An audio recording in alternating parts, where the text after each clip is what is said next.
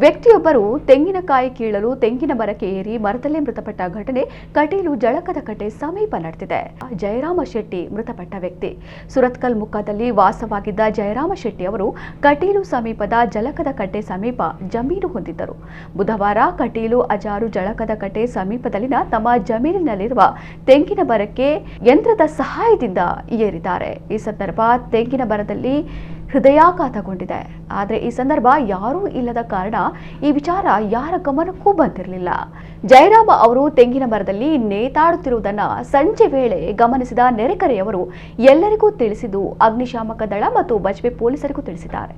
ಅಗ್ನಿಶಾಮಕ ದಳದವರ ಸಹಾಯದಿಂದ ಜಯರಾಮ ಶೆಟ್ಟಿಯವರ ಮೃತದೇಹವನ್ನು ಕೆಳಗಿಳಿಸಲಾಯಿತು. ಬಜ್ಪೆ ಠಾಣೆಯಲ್ಲಿ ಪ್ರಕರಣ ದಾಖಲಾಗಿದೆ.